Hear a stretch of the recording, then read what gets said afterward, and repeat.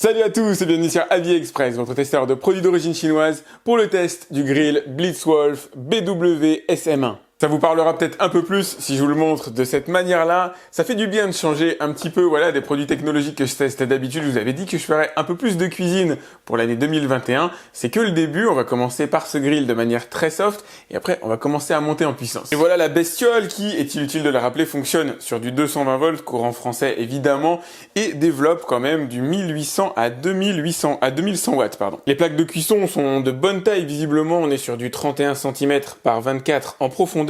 Elles sont démontables pour pouvoir les nettoyer, alors que ce soit en machine ou à la main, les deux sont démontables. Vous allez pouvoir placer les plaques en position pierrade, hop, les aligner comme ça parallèlement l'une à l'autre. Ça, c'est plutôt cool. Vous l'aurez compris, l'idée générale est de pouvoir saisir et griller, que ce soit des petits morceaux, par exemple des steaks hachés éventuellement 1 cm d'épaisseur, ou des morceaux beaucoup plus costauds. Regardez, si je mets mes mains à l'intérieur, les plaques se mettent en parallèle et s'adaptent à la forme qui va être proposée à l'intérieur.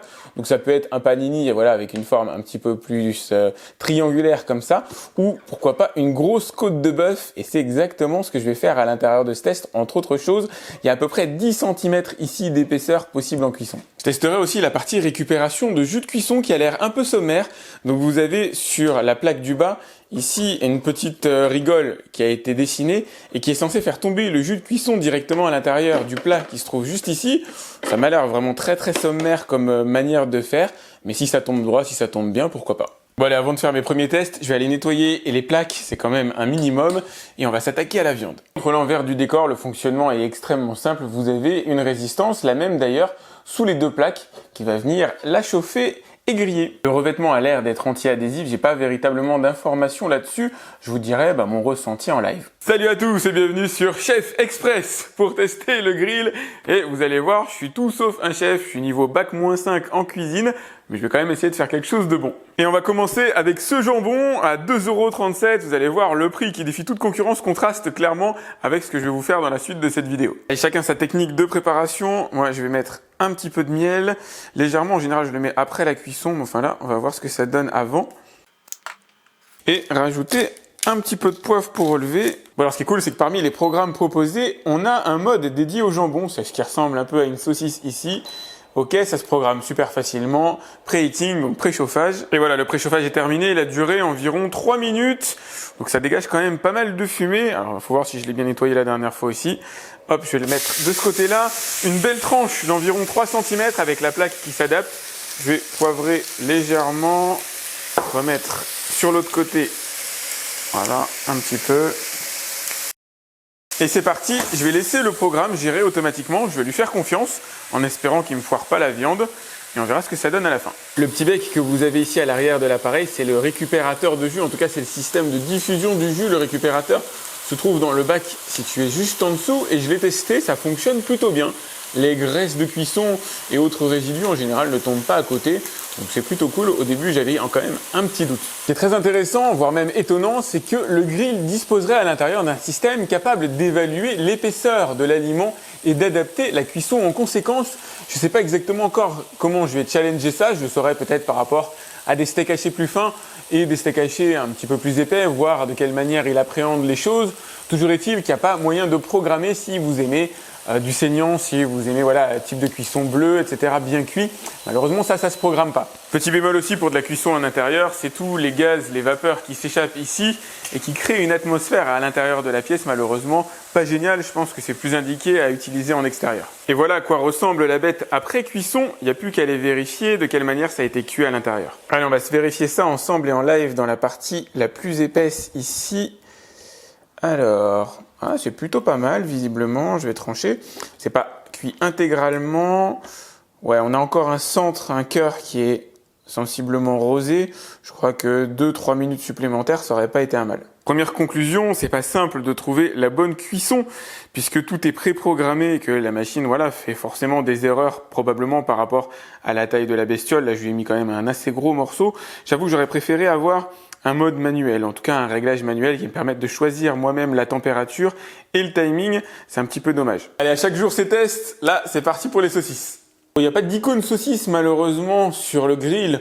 Alors il va falloir en choisir une. Faut que ce soit quand même grillé à cœur. Je vais le mettre sur l'équivalent d'une côte. Alors j'ai eu une idée. Aujourd'hui la météo est superbement pourrie, mais pour m'éviter les odeurs de cuisson à l'intérieur, je vais aller faire ça à l'extérieur tout simplement. Ça y est, c'est cuit et j'ai clairement bien fait de mettre le grill dehors. Je lui reproche toujours la même chose. Il est difficile, voire même impossible de réellement contrôler la cuisson, ou en tout cas d'avoir une granularité fine. Pour moi, les programmes permettent pas, à moins de connaître l'appareil par cœur, de savoir exactement quelle cuisson je vais avoir à l'intérieur des saucisses. J'aurais aimé pouvoir contrôler le temps et la température. Bon allez, c'est parti pour les hamburgers façon AliExpress avec un regret. Avant, chez Monoprix, il y avait des steaks hachés Black Angus si vous avez l'occasion de tester. Croyez-moi, ça vaut le coup. Une fois qu'on a goûté à ça, on n'a plus envie de revenir en arrière, mais là, ce ne sera pas le cas aujourd'hui malheureusement. C'est incroyable ce que ça peut fumer.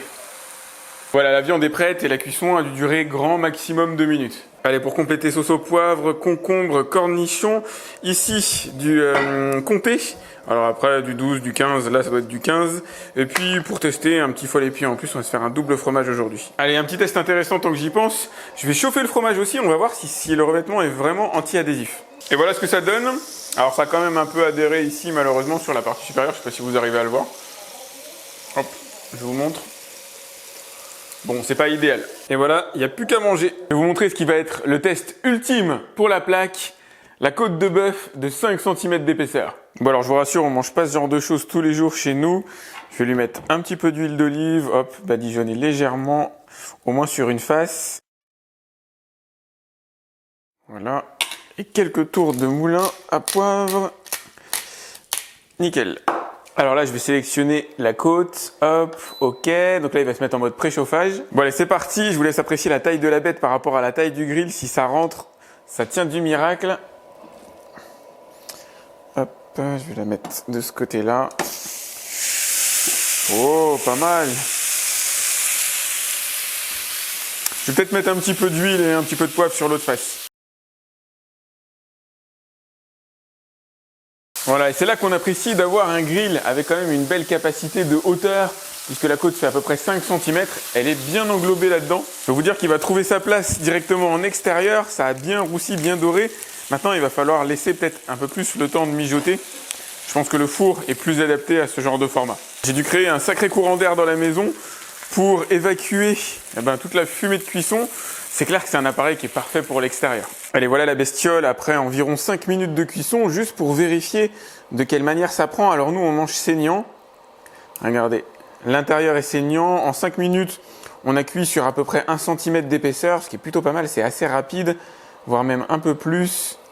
On va voir en partie centrale. La partie centrale, elle est encore bleue. Même si vous regardez la vidéo à 8 h du matin, je pense que ça doit vous parler. Ça fait plaisir, ça donne envie. L'intérieur est saignant, l'extérieur est bien grillé.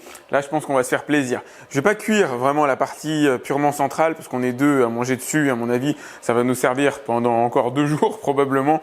C'est quand même une sacrée bestiole. Mais là, à mon avis, ça va être bon. Bilan de la côte, au-delà du fait qu'elle soit délicieuse, je pense que ce genre de plaque n'est pas réellement faite pour ça. C'est un peu trop violent comme cuisson. Ça va bien saisir à l'extérieur. Ça va cuire sur un gros 1,5 cm d'épaisseur. Mais ça va pas venir à bout des 5 cm sans venir cramer l'extérieur. Il faut vraiment faire mijoter au four, je pense, pour obtenir une cuisson un peu plus homogène, à moins que vous aimiez la viande bleue. Je vous montre la version finale telle que nous, on l'a mangée, sensiblement rosée. J'ai découpé des petits morceaux, en tout cas des lamelles un peu plus fines que j'ai mis à l'intérieur du cuiseur.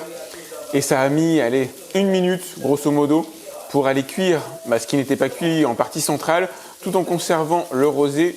Croyez-moi, c'est super bon. Bilan mitigé pour ce grill de chez Blitzwolf, même s'il a quand même pas mal d'avantages, avec un premier avantage assez sérieux, c'est qu'il grille très bien, la montée en chauffe est relativement rapide, et surtout, il y a véritablement beaucoup de patates derrière. Il y a pas mal de programmes disponibles et une vraie tentative de calculer en fonction de l'épaisseur de la viande qui va être mise à l'intérieur du grill, de la viande ou des légumes d'ailleurs, le bon timing pour arriver à la cuisson parfaite. Il est facile à manipuler, il se nettoie assez facilement. Personnellement, je le mets directement au lave-vaisselle et ça va, ça se nettoie quand même plutôt correctement. La surface est relativement anti-adhésive, pas parfaite, mais les viandes n'adhèrent pas. J'ai eu une petite adhésion pour la partie fromage grillé, mais le fromage avait grillé sur la surface elle-même. Donc j'imagine que ça joue un petit peu aussi. En négatif, c'est tellement puissant qu'effectivement, ça va griller très bien les viandes relativement fines, parce que ça va permettre de saisir l'intérieur, en tout cas de cuire l'intérieur pour ceux qui en ont envie, sans que l'extérieur soit trop cramé. Par contre, dès lors que vous avez une viande un peu épaisse, forcément l'extérieur va griller immédiatement, et si vous voulez atteindre les couches intérieures, il va falloir plus de temps, et l'extérieur, lui, va normalement noircir, ce qui vous donnera une viande cramée qui sera pas au goût de tout le monde. Il aurait donc fallu pouvoir régler la température de cuisson de manière manuelle, et ça va à contresens du concept du produit qui est réellement d'offrir le maximum de simplicité. Avec des petits programmes simples, vous mettez sur côte et effectivement en appuyant sur le bouton OK, ça lance la cuisson, et à ce niveau-là c'est clair que c'est génial. Mais dès lors que vous voulez un petit peu de finesse dans la cuisson, il manque cette manière de programmer qui est pas innée, mais c'est un apprentissage comme tout. Moi j'aurais aimé avoir cette possibilité de choix qui me permette de me dire pour ma côte de 5 cm, mets une cuisson un peu plus douce pour éviter de cramer l'extérieur et faire une bonne montée en température à l'intérieur. J'ai eu quelques arrêts de la machine aussi, je sais pas réellement expliquer pourquoi, peut-être qu'il était arrivé au bout de la cuisson sans me le dire, mais à un moment donné, la machine s'arrête, elle ne tombe pas en panne ni rien, hein. Je peux relancer un programme et tout sans aucun souci, mais elle s'arrête sans me dire que la cuisson est terminée. Ça, c'est un petit peu embêtant, donc du coup, on se pose un peu la question de savoir si ça a bien fonctionné jusqu'au bout ou si elle s'est arrêtée pour une raison obscure. Et dernière chose qui n'est pas inhérente à ce grill-là, mais qui est quand même importante à savoir, à mon avis, c'est clairement fait pour être mis en extérieur. En intérieur, le dégagement de fumée est colossal. Mon salon était rempli de fumée en l'espace de quelques minutes, quelle que soit la cuisson que j'ai pu faire, quelle que soit la viande que j'ai pu cuire à l'intérieur, mis à part les steaks hachés, et encore, ça s'est quand même pas mal senti, mais il faut dire que le volume est relativement contraint. C'est vraiment un appareil pour l'extérieur, c'est certain. Et c'est d'ailleurs comme ça que je vais l'utiliser, parce qu'effectivement, je vais le garder et l'utiliser pour faire des cuissons en extérieur. Maintenant, est-ce que je le recommande? Pas particulièrement, c'est pas facile par rapport au marché français réellement de le positionner. Je pense que vous pouvez trouver nettement moins cher et tout à fait aussi efficace, ou en tout cas s'en rapprochant sur le marché traditionnel. Donc pour moi, c'est pas particulièrement un bon plan. Si vous avez aimé cette vidéo, n'hésitez pas à la liker. Pensez à vous abonner à ma chaîne, à me laisser un commentaire si vous avez des questions. Je vous ai mis le lien pour voir son prix à l'heure actuelle directement dans la description comme d'hab. Et je vous dis à très vite pour un autre test sur AviExpress. Salut!